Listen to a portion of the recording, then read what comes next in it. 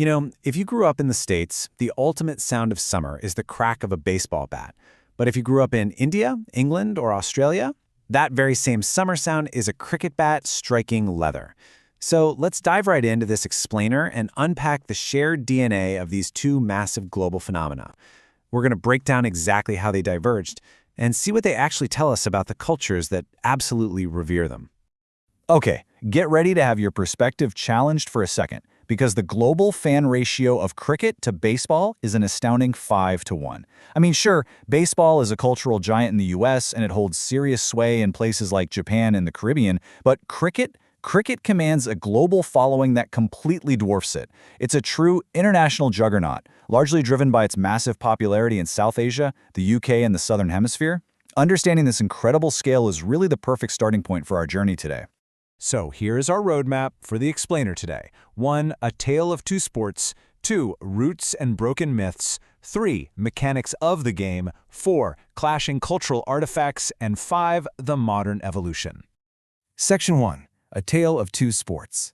We're starting off by looking at these two massive sports, not as rivals, but honestly, as siblings separated at birth. I know, it's easy to look at a diamond-shaped baseball field and a massive circular cricket ground and think, no way, these belong to completely different worlds. But their family tree is entirely shared. Both of these beloved games evolved from a much older, more primitive bat and ball tradition. Think about it, that fundamental human urge to throw a projectile, hit it with a stick, and run like crazy to a safe haven. That is universal. But as these games grew up in vastly different environments, they adapted. They were shaped by local resources, social classes, and landscapes, developing incredibly unique personalities over the centuries. Moving on to Section 2, Roots and Broken Myths. It is time to bust some persistent historical myths that have kind of clouded our understanding of where these sports actually come from. For the longest time, American legend proudly claimed that baseball was invented by U.S. Army General Abner Doubleday in Cooperstown, New York. It's a great patriotic story, but spoiler alert, it's completely false. Research shows baseball wasn't spontaneously invented out of thin air. It actually shares 16th century English origins with cricket. Early variations of these bat and ball games simply crossed the Atlantic with European settlers and then slowly morphed into the baseball we recognize today. This timeline really puts it into perspective. While both games have old roots, cricket got organized much, much earlier. Back in 1727, early cricket stakeholders, like the Duke of Richmond, were already codifying their rules with formal articles of agreement. Baseball? Well, it took its sweet time. The founding of the National League didn't happen until roughly a century and a half later, in 1876. All right, Section 3, Mechanics of the game. Having uncovered their shared ancestry, let's head onto the field to see where the family resemblance really fades.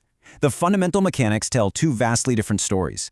Baseball relies on a pitcher aiming for a very precise strike zone. It's structured around innings and outs, and it's designed for relatively quick entertainment and instant gratification. Over in the cricket world, however, bowlers deliver the ball to a batsman defending wickets. And while a baseball game wraps up in a few hours, a traditional test cricket match can literally last for up to 5 days. I mean, that is a completely different mental and physical marathon. Section 4. Clashing cultural artifacts. Stepping away from the scoreboards for a minute, we need to understand what these sports actually mean to their fans. Because sports are never just games, right? They're mirrors reflecting society. And the academic literature really backs this up. Researchers, like the ones who published in the Gurukul Journal, define both cricket and baseball as powerful cultural artifacts. They argue that these games evolved to perfectly reflect the social trajectories and the core values of their respective nations. Let's break that down a bit. Cricket is often called the gentleman's game. It deeply embodies a colonial legacy. It was spread around the globe by the British Empire, and today, for many nations like India or the West Indies, it represents this really complex post-colonial identity where they now completely dominate the sport of their former colonizers. Baseball, on the other hand, evolved to become the quintessential symbol of American culture. America's pastime is totally intertwined with the American dream, westward expansion, and the rhythm of American summers. So, you have two sports from the exact same ancestral root carrying two vastly different cultural weights.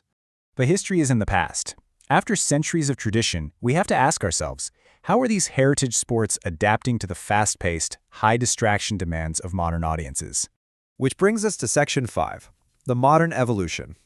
So remember how we said cricket was known for multi-day tactical depth? Well, modern fans don't always have 5 days to spare. To appeal to fans seeking that instant gratification usually found in baseball or soccer, cricket has aggressively innovated. They introduced T20, a format that wraps up in about 3 hours. Ironically, that is the exact length of a typical baseball game. And they haven't stopped there. They've even introduced T10 formats, which are short, sharp, and highly explosive. Cricket is essentially borrowing the pacing philosophy of baseball to ensure it thrives in a modern, highly commercialized sports market. So, despite their different uniforms and fields, baseball and cricket really are just two sides of the same historical coin. I want to leave you with this profound thought from our research today. Cricket and baseball symbolize more than just sports. They are cultural artifacts. It really makes you rethink the games we watch every weekend, doesn't it? So I'll leave you with this.